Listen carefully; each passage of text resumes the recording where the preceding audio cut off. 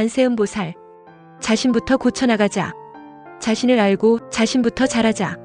자신부터 깨닫는 것이 급선무다. 왜 남 잘하는 것은 보지 못할까? 참으로 중생죄업의 몸을 벗지 못하는 사람들이 있다. 발 없는 말이 천리를 간다 했다. 입말 조심하라고 수없이 법문을 하여도 그 나쁜 습은 어쩔 수 없는 것 같다. 그래서 중생이다. 중생의 그 마음은 늘 걸린 것들로 눈이 가만히 있지 못하고 귀가 가만히 있지 못하고 입이 가만히 있지를 못하고 살아간다. 왜 그 마음에서 벗어나지 못할까? 그것은 자신을 볼 줄 모르기 때문이다. 자신의 단점은 고칠 생각은 없고 상대의 잘못된 것에 고정되어 있기 때문이다. 그래서 니나 잘해라. 너는 이 말씀에 공감하지 않을 수 없다. 자신을 볼 줄 모르고 알지 못한 이 마음은 늘 이것저것에 휘둘려 살아간다. 그러면 안 되는 것이다. 그래서 부처님은 이 지구 땅에 오시어서 중생들에게 마음에 걸림없이 살라고 가르침을 주신 것이다. 시달타는 잠시 마음을 내려놓는 동시에 온갖 번뇌가 물밀듯이 찾아들어 다시금 결과부자 상태에서 들숨날숨의 호흡을 알아차림으로 사유와 숙고에 몰두하였다. 모든 삶에는 반드시 결과가 있다. 그러면 중생의 사후는 어떻게 될까? 죽음 너머는 인간의 영역을 뛰어넘는 세계였다. 시달타는 청정한 눈으로 사후 세계를 통찰하였다. 아, 그들은 반복해서 태어나고 있구나.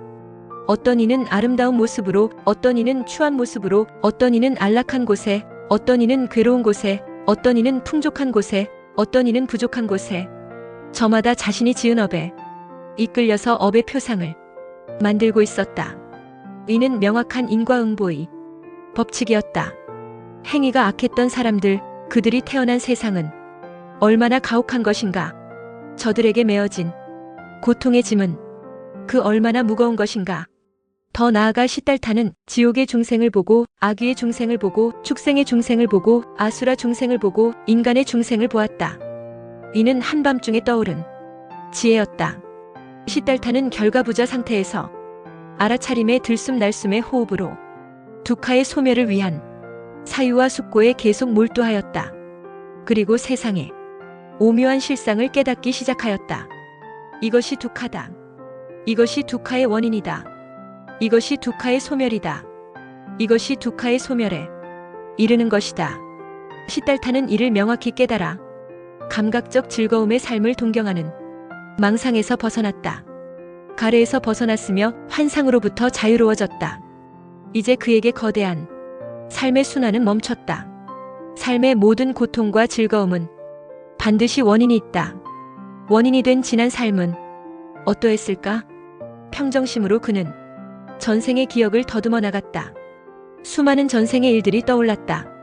시달타는 모든 중생의 앞 세상과 뒤 세상 일들을 기억하는 숙명통을 얻었으며 나아가 나고 죽는 과정과 한 생명의 한 생에 둘, 셋, 넷, 다섯, 열, 스물, 서른, 마흔, 쉰, 백, 천이 모든 연속된 과거들을 알며 우주 수축의 여러 겁, 우주 팽창의 여러 겁, 우주 수축과 팽창의 여러 겁 전까지 한량없는 전생의 갖가지 살들을 상세히 기억해냈다.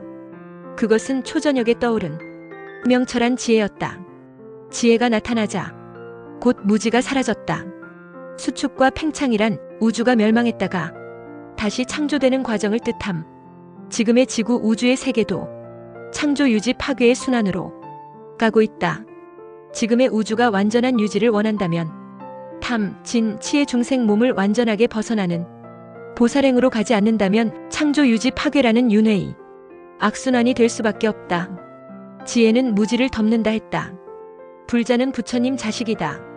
자식이 되어 아버지의 가르침인 인성 공부를 하지 않는다면 눈과 귀와 입과 몸의 행동이 올바르지 못해 마음은 늘 귀신들의 장난에 놀아날 수밖에 없다.